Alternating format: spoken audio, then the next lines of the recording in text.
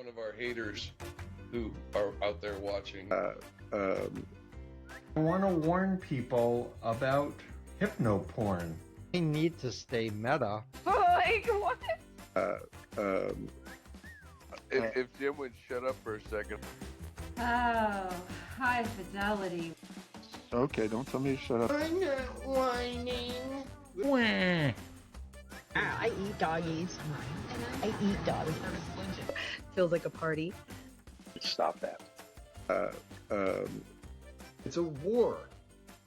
They have made it so that I cannot be celebrating July 4th. This is 6 Degrees of Stew. You don't need to stay meta, but I'm glad you're here. Welcome to 6 Degrees of Stew, the podcast that unpacks disinformation, misinformation, extremism, and conspiracies from the unique vantage point of the Stew-niverse, home to Stew-anon and Blue-anon. Before we continue today, a brief disclaimer. The views and allegations discussed in this podcast are based on publicly available information and are presented for informational and analytical purposes. Listeners are strongly encouraged to conduct their own further research, consult original legal documents for specific case details, and critically evaluate all sources for a comprehensive understanding. This podcast aims to provide a balanced overview of a complex subject, acknowledging both TST's stated goals and criticisms leveled against it. Let's begin. TST's core philosophy, the 7 fundamental tenets. In stark contrast to the common, often fear-driven misperceptions associated with its provocative name and imagery, the Satanic Temple asserts itself as a beacon of progressive social change. Its mission statement is clear and expansive: to proactively encourage benevolence and empathy, reject tyrannical authority, advocate practical common sense, oppose injustice, and undertake noble pursuits. This mission is not merely rhetorical. It is pursued through its 7 fundamental tenets, which function not as rigid, dogmatic commandments or scriptures in the traditional sense, but rather as guiding ethical principles that inspire and inform their diverse array of activist campaigns. These tenets are often compared by TST to a secularized humanistic code of conduct, emphasizing reason, individual autonomy, and a commitment to justice, in sharp contrast to more traditional dogma-based religions. This framework allows them to engage with political issues from a non-theistic but religiously recognized standpoint. Let's delve even deeper into these tenets and examine how they are translated into tangible actions across various social and legal fronts. The first tenet, compassion and empathy. This foundational tenet serves as the ethical bedrock for all of TST's advocacy. It underpins their support for marginalized groups, their vocal opposition to cruelty in all its forms, including animal cruelty and capital punishment, and their general stance against suffering. For instance, this guides their efforts to promote community welfare through local chapter initiatives, provide support for the homeless through clothing drives, assist victims of natural disasters, and advocate for mental health awareness. Number 2, justice. The call for justice is the driving force behind their numerous legal battles and public protests against discriminatory laws, unequal institutions, and the perceived overreach of religious privilege. They view the pursuit of justice as an ongoing, dynamic, and essential endeavor that must always take precedence over static laws or traditions that perpetuate inequity. Bodily autonomy. This tenet is arguably one of the most visible and contentious cornerstones of TST's activism, especially in their fight for reproductive rights. TST unequivocally argues that one's body is an inviolable sanctuary subject solely and absolutely to one's own will and individual sovereignty, free from governmental or religious interference. This conviction directly led them to launch TST Health, an initiative to provide reproductive health care services rooted in religious freedom. This includes the controversial opening of religious abortion clinics, such as the widely publicized Samuel Alito's Mom's Satanic Abortion Clinic in New Mexico. TST contends for their members the act of abortion can be a deeply personal and legitimate religious ritual, thereby claiming religious exemption from restrictive abortion laws. This satanic abortion ritual involves several components: the recitation of the third tenet affirming bodily autonomy, a self-reflection on one's decision to undergo an abortion, and a final affirmation of personal responsibility and adherence to scientific principles. By framing abortion within this ritualistic context, TST seeks to protect its members' access to abortion under the Religious Freedom Restoration Act, arguing that state-mandated waiting periods, forced counseling, and other restrictions infringe upon their religious exercise. Number 4, respect for freedoms. This principle meticulously guides their unwavering insistence on the strict separation of church and state. They famously employ a tactic of equal representation to highlight religious favoritism. If Christian monuments or displays are permitted on public property, then their own distinct Baphomet statue representing reason, intellectual curiosity, humanism, and rebellion against arbitrary authority should also equally be allowed. The purpose of erecting Baphomet is not to proselytize for Satanism, but to expose and challenge what they perceive as religious favoritism by the state and to demand equal treatment under the law, thereby restoring the balance of the First Amendment. Their Baphomet statue has been brought to various state capitals, including Arkansas and Illinois, sparking protests and legal battles that draw significant public attention to the issue of religious pluralism. Similarly, their after-school Satan clubs serve as a comparable strategic purpose, designed to ensure equal access and opportunity for all religious or non-religious after-school programs. These clubs are primarily established in public elementary schools that already host Christian evangelical after-school programs such as the Good News Clubs, thereby invoking First Amendment rights to religious equality. The ASSC curriculum is not focused on proselytization, but rather on fostering critical thinking, scientific rationalism, individual sovereignty, and benevolent values, aligning with TST's 7 fundamental tenets. Activities often include science-based lessons, creative projects, puzzles, and community service initiatives presented in a fun and engaging manner. TST explicitly states that the clubs do not promote Satan worship or religious conversion, but rather provide a non-theistic alternative that champions reason and empathy.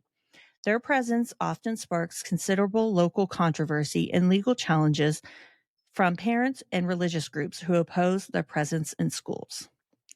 The strategic intent behind the after-school Satan clubs aligns with the foundational approach conceived by co-founder Kevin Soling, to use arguments of religious freedom, ironically, to highlight and challenge perceived biases and overreach by theistic religions in public spaces.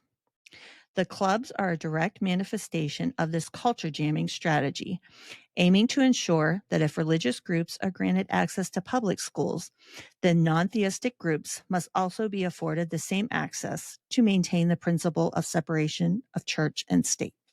Number 5, scientific understanding. This tenet champions reason, empirical evidence, and critical inquiry over dogma, superstition, and unfounded belief. It profoundly informs their stance against pseudoscience, their promotion of science education in public schools, and their encouragement of critical thinking. 6, fallibility. Acknowledging the inherent capacity for human error. This tenet promotes humility, encourages self-correction, and emphasizes the importance of accountability. 7, the last tenet, spirit of compassion, wisdom, and justice. This overarching meta-principle emphasizes that the spirit of their tenets, the underlying values of compassion, wisdom, and justice, should always prevail over rigid, literal interpretation of written or spoken words. Part 2, TST's progressive activism and public campaigns. Building upon their foundational principles, the Satanic Temple actively engages in a diverse array of public campaigns and legal actions designed to promote their values and challenge what they perceive as infringements on secularism and individual liberties. Some of their key campaigns: bodily autonomy and reproductive rights. This includes the launch of TST Health and controversial initiatives in New Mexico, which I mentioned when discussing TST's 7 tenets. The effectiveness and legal validity of TST's religious exemption strategy, however, has been widely debated and critiqued. Many legal experts and abortion advocates view TST's claims of religious exemption from abortion restrictions as not as real as it sounds and largely symbolic, rather than a practical legal solution. The Jezebel article, "The Satanic Temple's Religious Exemption for Abortion Rights is Not as Real as It Sounds," highlights that TST's legal efforts have frequently faced defeat in courts. And even TST's co-founder, Kevin Soling, has reportedly admitted in a deposition that the ritual does not actually avert state restrictions, such as mandatory waiting periods or parental consent laws. This creates a significant concern that TST's highly publicized campaigns might inadvertently mislead or provide false hope to individuals seeking abortions in states with severe restrictions, potentially placing them in legal jeopardy if they rely on these religious exemptions. Critics often argue that TST's abortion-related activism, while generating considerable media attention, has not yet yielded tangible and widespread legal victories that would effectively protect abortion access for their members or the broader public in highly restrictive states. Queer Satanic, in their article, "What John Oliver Gets Wrong About the Satanic Temple and Abortion Rights," critically evaluates TST's approach to abortion rights and argues that John Oliver's segment on Last Week Tonight failed to properly investigate TST's clinic. Know that we can still act here. Some have taken some small steps in the last year that are, if nothing else, immensely satisfying, like this one that was covered by a Catholic news network. An international group named after Satan will soon open its first abortion business in the United States. The Satanic Temple, which claims to not believe in a literal Satan, will provide telehealth screenings and prescribe abortion pills for patients in New Mexico. The name of the soon-to-be facility: the Samuel Alito's Mom's Satanic Abortion Clinic. Incredible. Very well played. Now, is that going to fix everything? No, of course it isn't. But when it comes to responding to such widespreading devastation, you could do a lot worse than the single best your mom joke of all time. Especially when you add in that one of the group's co-founders even said in 1950, Samuel Alito's mother did not have options, and look what happened. But the most important thing for you to do right now is, and I apologize in advance for even saying this, to vote. Queer Satanic asserts that TST's clinic is legally vulnerable due to the use of false information on its corporate registration. They highlight a history of TST making false claims about its ability to help individuals in states with abortion restrictions, as well as a pervasive lack of financial transparency surrounding the clinic's operations. A key point raised is that TST owners Doug Masicko and Kevin Soling inappropriately use pseudonyms on legal documents. Furthermore, Queer Satanic emphasizes that TST's central claim that its religious abortion ritual averts state restrictions is demonstrably false. This critique suggests that TST's public stance on abortion rights, while outwardly progressive, may be undermined by internal inconsistencies and a focus on media attention over effective legal or practical support for those seeking abortion. Separation of church and state. TST famously employs a tactic of equal representation by erecting their Baphomet statue on public property, where Christian displays are permitted, not to proselytize, but to highlight and challenge religious favoritism. Their after-school Satan clubs serve a similar purpose, advocating for equal access for all after-school programs. Critics such as Queer Satanic contend that the after-school Satan clubs, like other TST initiatives, are primarily a means for TST to control the media and gain attention, suggesting these initiatives may be more about TST's self-promotion than genuinely serving the intended beneficiaries. In their article, The Satanic Temple and Christian Nationalists Are on the Same Side, Queer Satanic further argues that TST's actions, such as submitting winter holiday displays to counter Christian nativity scenes, inadvertently fuel a culture war that benefits both TST and Christian nationalists. This perceived conflict provides both groups with a common enemy to rally against, leading to increased attention, higher public profiles, and more money through fundraising. The article highlights that these culture war dynamics are, in a sense, desired by both TST and Christian nationalists, as they thrive on having an oppositional force. For Christian nationalists, TST provides a clear, seemingly evil other to rally against, reinforcing their narratives of religious persecution and moral decline. For TST, the outrage and resistance from Christian groups provides a platform, media visibility, and a compelling narrative of fighting against religious oppression, which in turn boosts their membership and donations. Queer Satanic, in their article, cites the incident in Iowa, where a man destroyed a TST Baphomet statue as a prime example. Both the vandal received attention, and more significantly, TST benefited from the resulting media attention and fundraising opportunities by portraying itself as a victim of religious intolerance. This critique posits that TST's confrontational tactics, while seemingly trolling or undermining Christian dominionists, may ultimately serve to boost both sides by providing each with an oppositional narrative.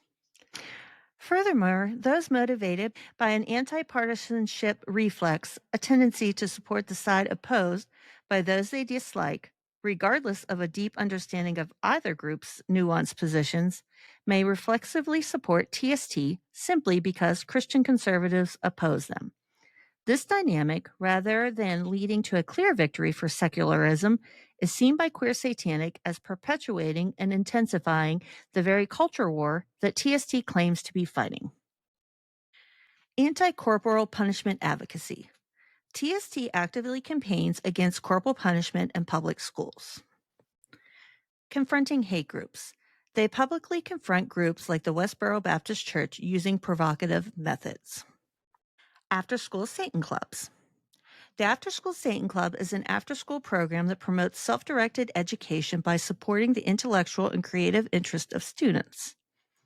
The After-School Satan Club does not believe in introducing religion into public schools and will only open a club if other religious groups are operating on campus. ASSC exists to provide a safe and inclusive alternative to the religious clubs that use threats of eternal damnation to convert school children to their belief system. Unlike counterparts who publicly measure their success in young children's professions of faith, the After School Satan Club program focuses on science, critical thinking, creative arts, and good works for the community. While engaged in all of these activities, we want club goers to have a good time, and that comes directly from their website. The Gray Faction. This project focuses on exposing and combating the pseudoscience and malpractice associated with satanic ritual abuse conspiracy theories and recovered memory therapy, which devastated lives during the Satanic Panic. From the website, Gray Faction is an educational and advocacy organization whose mission is to protect mental health patients and their families from dangerous pseudoscience and discredited therapies, particularly in the area of so-called repressed memories. Protect Children Project. This broader initiative includes advocating for secular education, anti-bullying, and protecting children's rights. From their website, Protect Children Project addresses abuses that take place in public schools that are perpetuated by school officials and are deemed legal. By asserting a religious claim consistent with our tenets, students who are TST members can legally exempt themselves from egregious forms of mistreatment. Sober Faction. The Satanic Temple's Sober Faction is a peer support group specifically designed to provide a secular, satanic approach to addiction recovery. It was founded by members of TST who sought to create a recovery program free from the dogma and pseudoscience often found in mainstream recovery programs. The faction's approach is deeply rooted in the Satanic Temple's 7 tenets, which emphasize personal autonomy, empathy, and skepticism, and it incorporates the 7 rituals developed explicitly for the recovery process within the community. These rituals create a structured yet empowering framework that supports individuals on their unique journeys towards sobriety and self-empowerment. Distinct from traditional abstinence-based models, Sober Faction adopts a harm reduction and controlled use philosophy that aligns with progressive recovery theories. Members are encouraged to define their own recovery processes, and the group emphasizes acceptance and agency over moralistic judgments concerning sobriety. Importantly, Sober Faction meetings explicitly acknowledge they are not professional therapy, encouraging members to seek professional medical support alongside peer-led recovery. The community fosters resilience by allowing members to reconstruct their identities away from stigmatizing labels such as addict, creating a safe and non-judgmental space for self-renewal. Despite its mission and growth, reaching thousands in its online communities, and expanding meetings offering to include creative and neurodivergent focused recovery groups, Sober Faction has faced internal controversies and tensions within TST. Over time, there were increasing frustrations from Sober Faction leadership about how TST's national leadership treated the program, with complaints that their needs were deprioritized as TST shifted focus towards other initiatives. A notable incident involved what members describe as a sudden and punitive removal of access to Sober Faction's social media accounts, financial resources, and organizational documents by TST administration, leading to a deep breach in trust. The donation platform remained active, but funds were rerouted to TST's national control rather than the recovery program itself.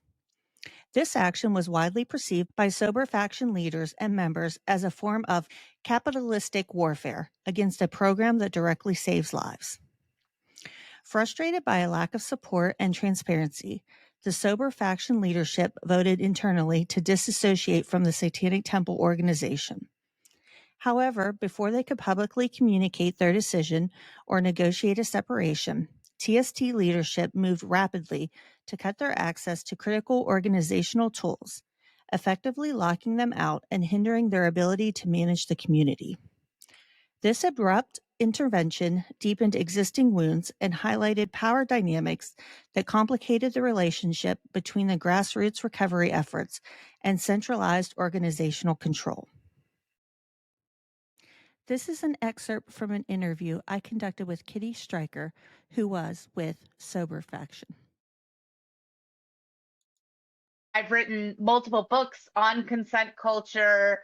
I come from that world far more than the Satanist world. I really just joined the Sober Faction because it was 2020. I was looking to get sober. Sure. I didn't like AA. This seemed like an alternative. I ended up being like, yeah, I guess I'm as much of a Satanist as I am a pagan, you know, Sure. like, sort of like, whatever, I don't really care. Fine. When it Right? suits me, sure. But I like to joke like, oh, like I got sober through Satanism, because that is true. Oh, you that's know, cool. I think that I was attracted to the tenets of like recognizing free will over surrender.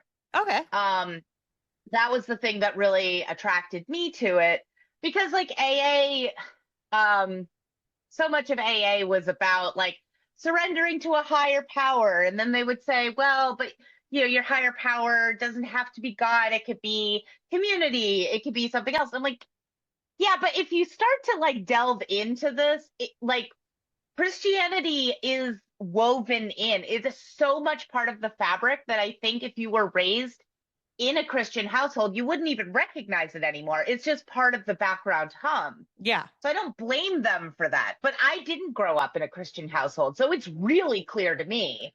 Oh, I can very much see it. Very You much. know, like looking through it, I was like, there's so much of this that's about shame and about guilt. And like, I don't feel that. Like, Yeah. I mean, I guess some people think maybe I should, but I didn't really hurt anybody with my particular addiction issues. So, no, I'm not going to feel guilty about it. I'm not going to look at things like having been a sex worker or, you know, being non-monogamous or being kinky as like things that are inherently bad and indicative of, you know, a lack of control. Like, I don't feel that way. Yeah. So I think a lot of that framework didn't work for you. Didn't work for me. And what really sort of hammered it home, because when I first got sober, I just wasn't a part of any groups. So I was maybe sober a year before I joined Satanic Sober Faction. But the reason I joined was because I was like, a friend of mine, Robbie, who had been 7 years sober through the NA system, he died of an overdose. Oh, I'm sorry. Because he didn't tell anybody that he had started using drugs once in a while again. Because AA focuses so much on this, like, falling off the wagon, like, redemption Very much narrative. so. Yes. That he was ashamed.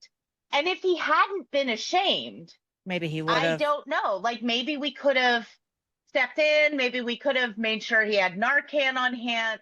You know, there were a lot of things that were more possible. What's fucked up is I think he just took like a pill of some kind that happened to be laced with some fentanyl. Something else. It wasn't something he intentionally did even. Yeah. And that was really crushing. And that made me go, you know what? Fuck the 12-step programs. Like, fuck them. Because like that, the whole "it works if you work it" narrative puts all of the blame on you.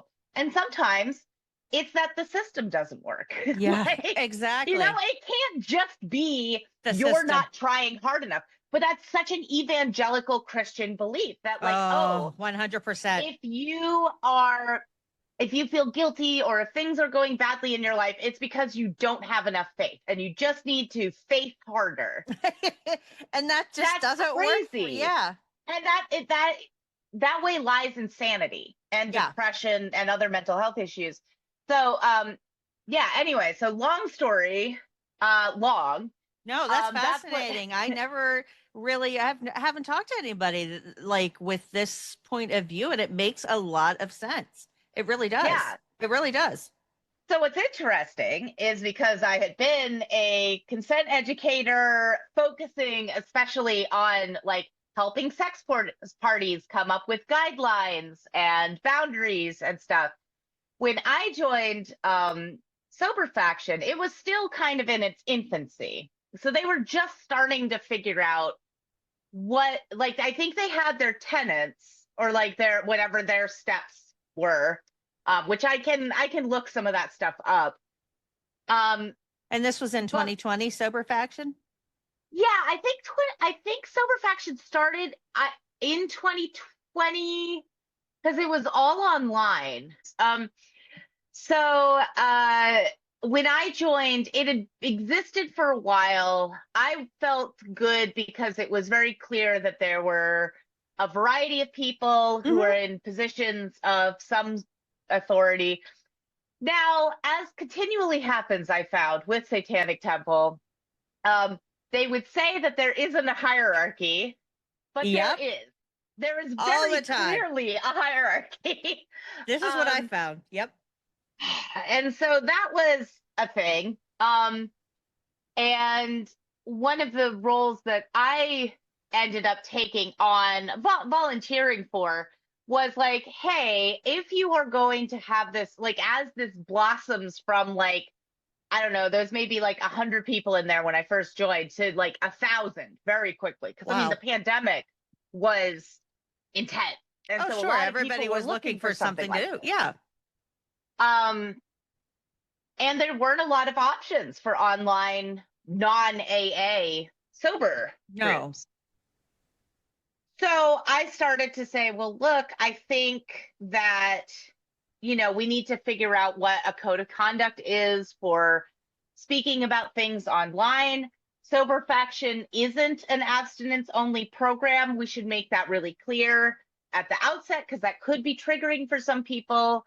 If you want to talk about content warnings, like, we need to spell out what needs a content warning and what doesn't. Sure. Like, do we let people show pictures of non-alcoholic beer? Or is that too triggering for some people? Like, we have to make some decisions on who we're going to prioritize and how. Yeah. So I was doing a lot of that kind of like structural behind the scenes stuff. As I was doing that, and I think I was a mod also at that point, I began to notice that there were sort of executive decisions being made that weren't really asking the rest of the group like what they wanted and needed. No feedback, and they were just kind of taking it on themselves. Which is okay if you have declared that as part of your structure. Sure.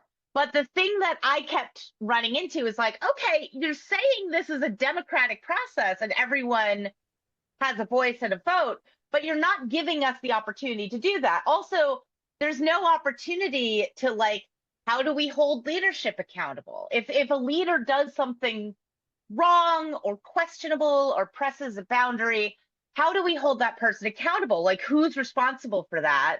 What kind of process is there for an accountability process? All of that was kind of like, we don't need that. Specifically, I should say, John Eldritch was very against, like, or would give like sort of, oh yeah, that would be a good idea, I guess, but then like would never follow through and was very sort of dismissive, which makes sense in a way because like he was kind of in charge, and so he didn't want to be held accountable, and like that ended up being one of the things that broke the whole group apart. Well, and I think if you learn from your leaders top down, right? Like if you learn from the head of the temple, if they're not held accountable, this is just my observation. Absolutely. Like if you're learning from no accountability from the top and your leaders within different groups and programs, if your leaders aren't held accountable and there's no accountability, they don't have to be accountable to anybody. Why would the leaders of different programs have to be accountable or have any of that? Just my observations from other programs that I've seen within. Yeah, absolutely. Oh yeah, so there was a lot of situations where different moderators moderated things differently, and so there wasn't a consistency that made the general populace feel like they could trust that they knew what the rules were. Because the rules, which is one of those things when you're dealing with like mental health in particular, it's going to be kind of wishy-washy because it's really hard to, like, sometimes you kind of have to cross the boundary to realize that it's there. So it was mental health's messy. Yeah, it was and I mean, and sobriety especially is messy. And so it was trying to find a way to like hold space for people who needed to express complicated feelings, but also make sure that people who were not in a headspace to handle that had to like be confronted with it. So it was a lot of like figuring that stuff out. And there was a lot of like, okay, how are we going to handle things like what constitutes hate speech? What constitutes respecting other religions? Because I mean, some people would come in like me who were like, I really struggle with the Christianity aspect of AA. Like, that's not to bash Christianity or AA, but like, that is part of why I'm here. So that, and that is part of my sobriety journey. And so like, we're figuring out ways to like hold space for a lot of complicated feelings. And sometimes, I mean, let's be honest, a lot of people are attracted to Satanism because they're edgelords and they want to be inflammatory. 100%. So And we you would have to figure out aesthetic that Satanists too that are just there for the aesthetics. I mean, you have Absolutely. Satanism's very complicated. Yeah. And so we also had to figure out strategies for like, you can speak for what worked for you in your sobriety, but like try not to phrase that as medical advice or as direct advice. As sober faction began to explode in popularity, there began to be issues with things like, we're fundraising for sober faction. Where is that money going? Oh my gosh, that is such a common theme in TST. Yeah. Always, like, fundraising is such a huge issue. I mean, across the board, top down, every program. One thing I am happy to be quoted as saying is, if you are going to complain about churches and their lack of accountability, you need to demonstrate a better way by doing it. Yes. You can't bitch about how, oh, Christian churches are tax exempt, but they're fundraising and there's no accountability for their funds when you're doing the exact same fucking thing. Yes. The fact that they have never, as far as I can tell, uploaded any of their accounting to things like Charity Navigator makes me go, okay, well, you're fundraising for like pro-life or like, pro-abortion stuff, but I don't see any proof that you are doing anything. No. So, and this is what got me frustrated with sober faction. There started to be talks about like, oh, well, we want to create a system whereby if someone is having an emergency, like they can contact people in the group. And I was like, that's a liability concern. Like, I understand that we're not anonymous and that's okay. But like, I don't think you understand that their Good Samaritan laws are not national, for example. And you are an untrained person trying to help somebody with a mental health crisis. If you are going to do that, I mean, I can understand why that might feel like a good part of this, but you need to have a small team who are trained in some capacity so that there's, again, some accountability. Because, oh my God, guys, just from a PR perspective, not even thinking about the fact that this could fuck up someone's life. It's a nightmare. From a PR perspective, the last thing you need is for someone to kill themselves and their family to say they were a part of sober faction. They spoke to sober faction members. Satanists made my child kill themselves. Like, oh yeah. It's just the headlines alone and then the liability on top of it. And then the lawsuits that would come after it just for the mere association with Satanists. Like, right. It's just like there. And I feel like what I kept coming up against, especially with John, was like, you clearly have never been marginalized. No. Like, not really. No. Like, and being a Satanist it doesn't count. Like, I'm sorry. It just doesn't. And so it's like, because he didn't have that experience, he wasn't as cautious as he needed to be. Yeah. For a group of other, like, various, again, authority figures who were trans, who were queer, who were people of color. And like, you can't make executive decisions on behalf of these people who are going to be the ones targeted, not you. So there was a lot of issues with that. There were issues with the lack of financial accountability, which again is like one of those things that is a problem with the entire system, but was also a problem with sober faction. I will say, I feel like there were enough people in sober faction who were in those positions, who were like ordained by Satanic Temple, who were trying to have that kind of accountability. But it kept getting squashed by the temple at large. Yeah. The thing that really broke it apart, I think it was like Lucian had been on a podcast, or no, a photo had been taken of him with some like far right influencer, whatever, I can't who think was of his name. He's an atheist. Or he was from the atheists, or it was it's the photo with the guy's name's in my head right now. I can see the photo. He was with the Baphomet statue. I know what you're talking about. But yeah, so like that happened, and again, the majority of people who were in positions of some sort of authority for sober faction were like, what the fuck? You know, we're queer, we're trans. Yeah. Like, you say that this is a trans inclusive organization. What the fuck are you doing? But there was this explosion that happened. A bunch of people left sober faction and started a separate group, which still exists, called Arch, which was sort of satanic-ish, but also like less focused on that, with the idea of like a peer support group that helps with like a lot of the main goals of Satanic faction, but without the like the, you know, whatever 7 tenant or what, I forget what number it was, for maybe it was 13, I don't know. I think they're at 7 now, whatever it was that. Yeah, like I know they've gone up and down in the numbers. Well, I think they have 7 now. now. The temple has their own tenets, and then sober faction had their like their whatever their version of the 12 steps was. It was fewer. I want to say it was like 9. Okay. But so I think they brought over like less of the step related stuff. Okay. And just focused on like basically support meetings. Mm-hmm.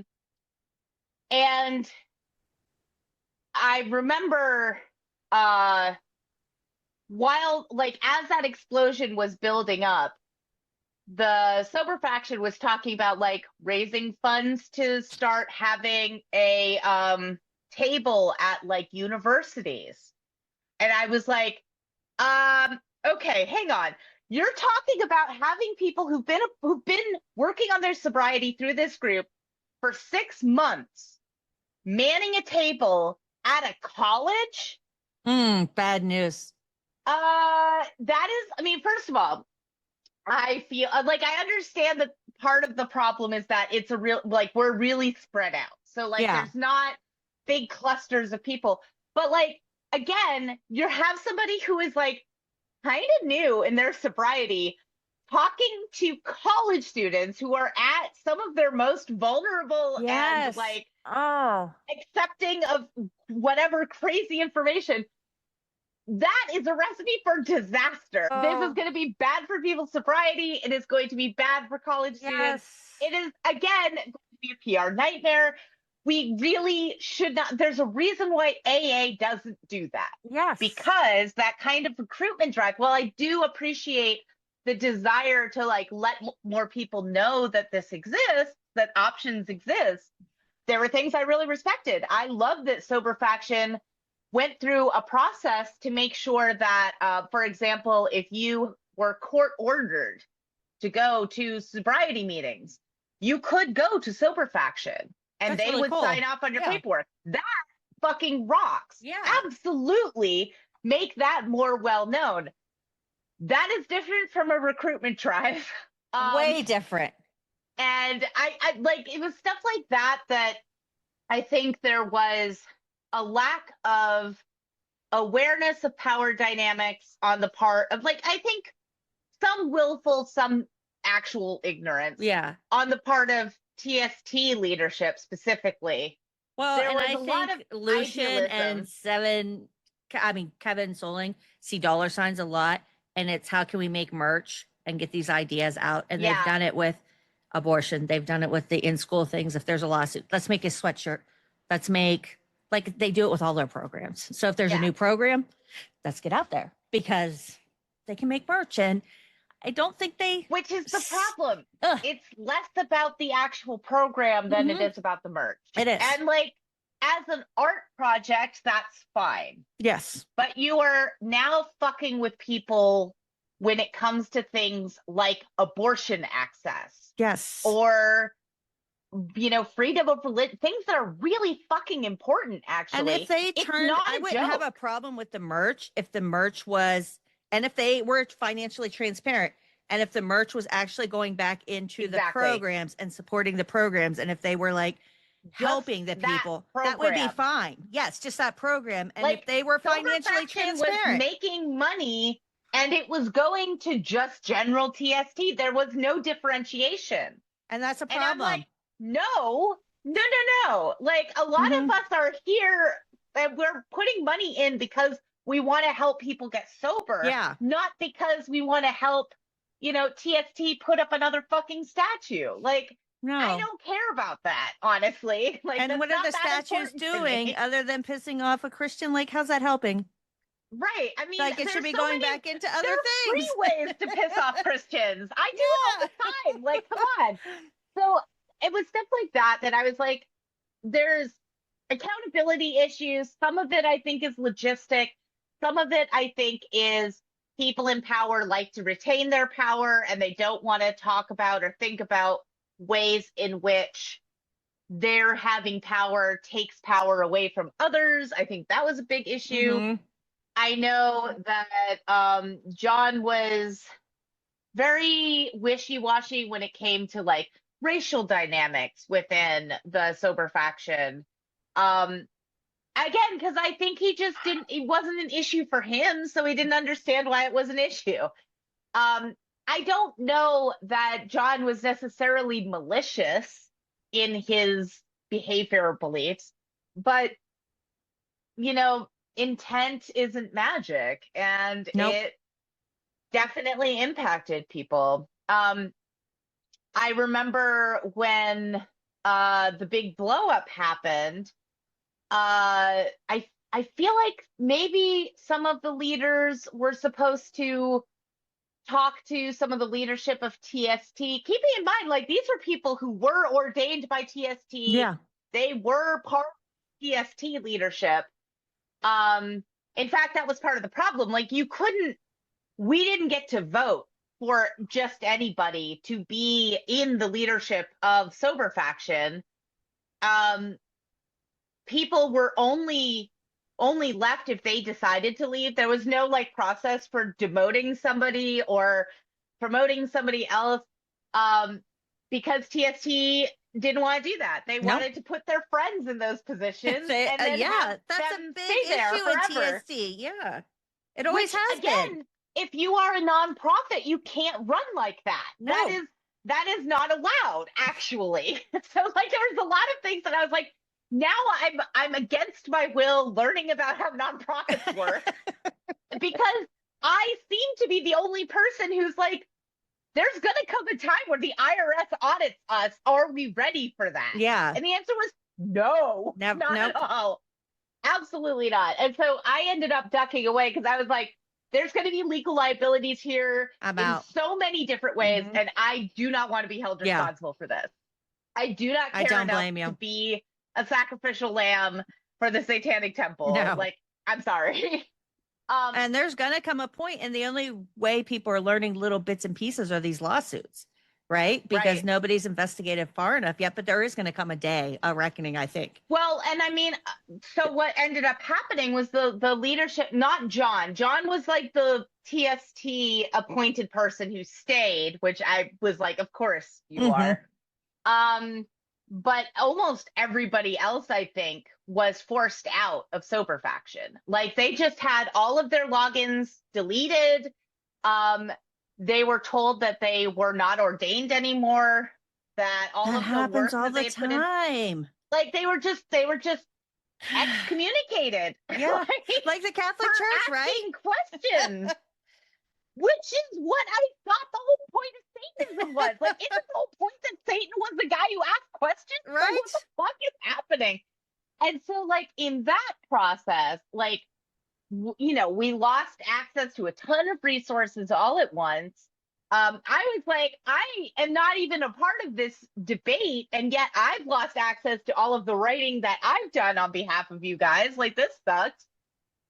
They started they started Arch, which was, it's still kind of rough because I think everybody was really solidly burned out by this explosion. Probably wounded too, and just hurt by everything, I imagine. Like, it had to have been a blow. Yeah, I mean, I think some people just left Satanism altogether because they were like, you know what, fuck, if Satanism can do this too, why am I here? Yeah. Which is not invalid, you No. know?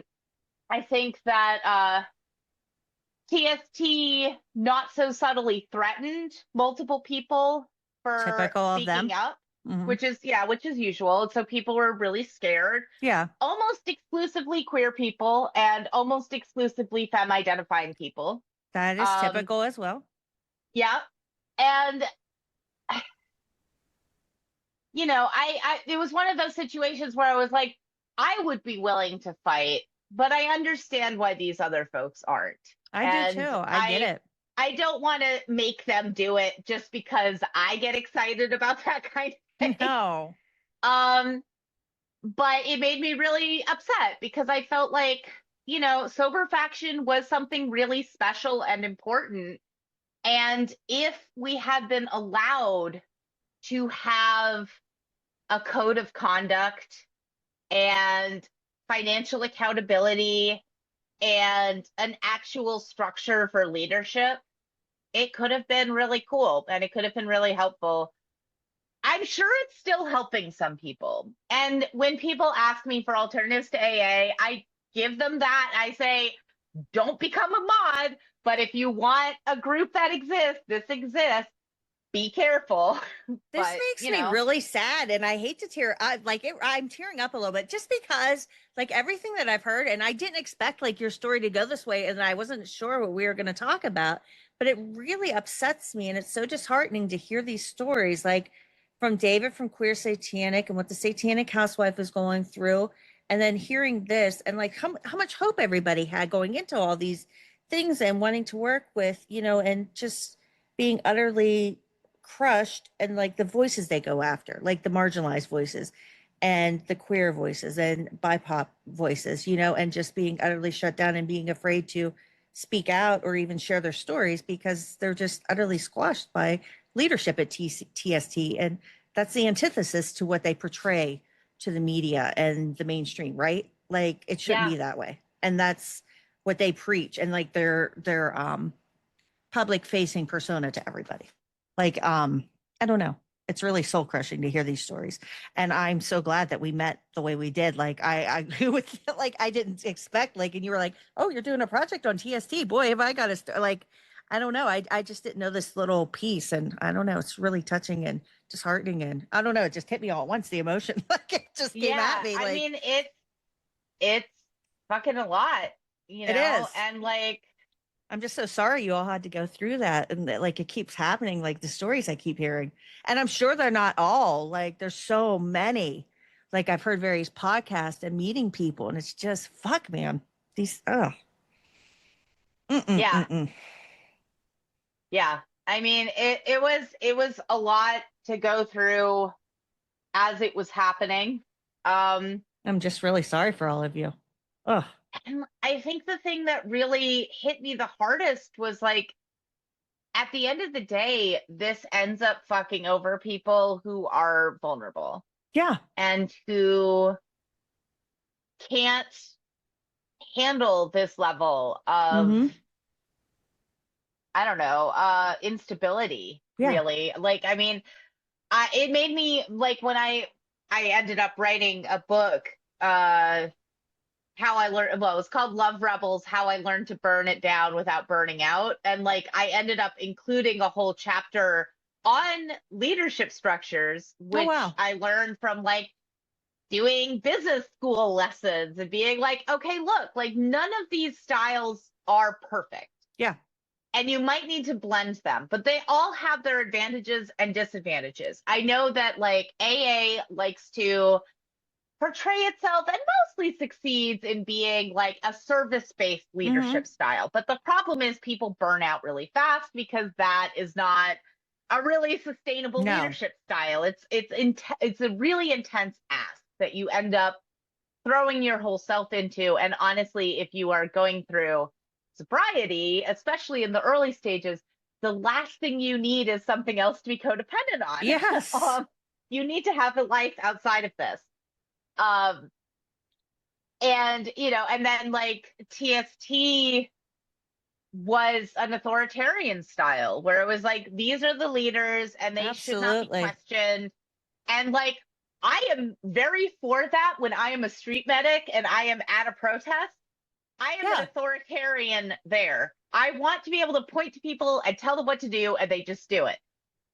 Outside of that very specific crisis-based context, I am much more interested in having it be a more general, like, creative, democratic process because we have time. I am not into an anarchist group that has an authoritarian structure. Right? That's crazy to me. No.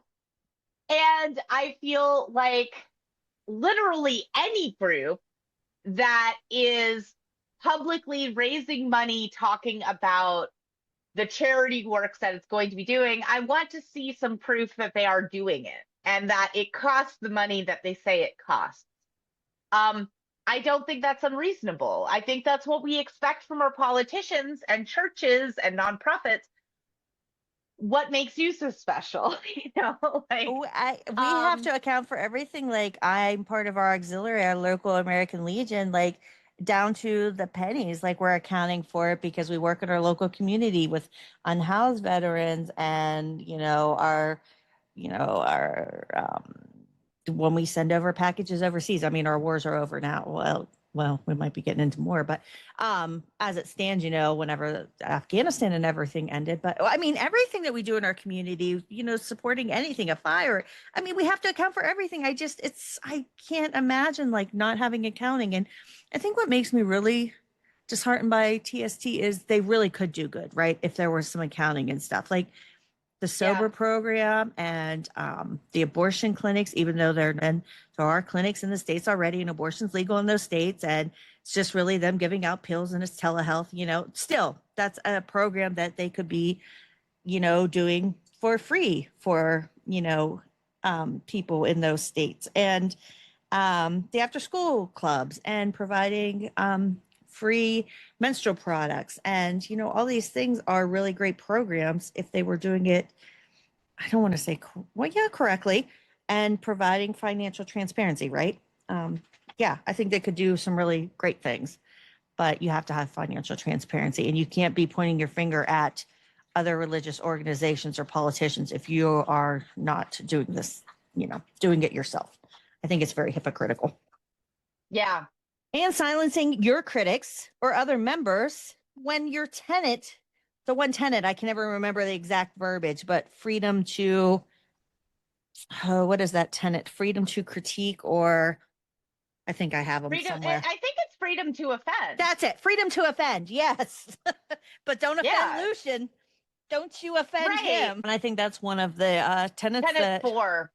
Yes. And that's one of the tenets that I think it would be admirable if you could offend Lucian or other members of the Tental leadership. And I mean, Tenet 1 is striving to act with compassion and empathy. I don't understand how, like, using the criminal justice system to silence your detractors is doing that. No. You could argue that goes against Tenet 2, the struggle for justice. Like, there's so many things. And, like, Tenet 6 is people are fallible. If one makes a mistake, you should do your best to rectify it. So, like, we have a tenet that is about saying, I fucked up. Yeah. I did too much and I fucked up. But, like, isn't it weird that leadership doesn't do that? I know. No. Then it's not a value. No. Like, I don't understand.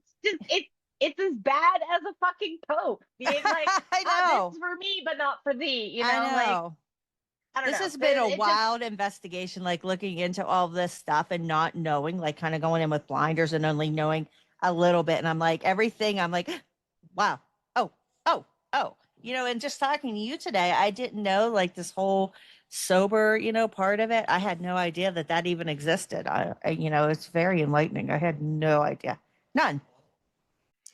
The history and controversies surrounding the sober faction illustrate the challenges faced by innovative, identity-affirming recovery approaches within larger activist religious institutions.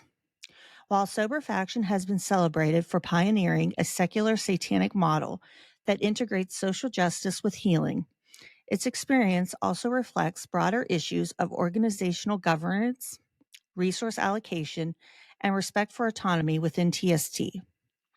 In response to these challenges, Sober Faction continues to seek ways to serve its community effectively while navigating complex internal politics. Ethnographic research on Sober Faction underscores its importance, not only as a recovery program, but as a social movement reshaping how stigma, addiction, and spirituality intersect. By fostering radical acceptance and empowering marginalized identities, Sober Faction challenges dominant moral and punitive frameworks of addiction treatment and contributes to conversations on equity, liberation, and autonomy in recovery spaces. Despite organizational struggles, it remains a force offering compassionate, peer-led addiction support grounded in the Satanic Temple's core values, appealing to those seeking refuge from traditional religious or secular recovery groups, burdened by dogma or exclusion. Stay tuned for the next episode. We're going to have to be smart. We're going to have to be strategic. We're going to have to be aggressive. I'm an alpha guy. I'll flip a table every time you aren't getting by. Let's go. Just push. It's all psychological warfare. We know what they are doing. For Trump. If shit goes wrong, like, I will literally have to leave the country. Stop that. I'll land my initial plane. Okay, high five. This isn't the high five show. Good night. Nighty night.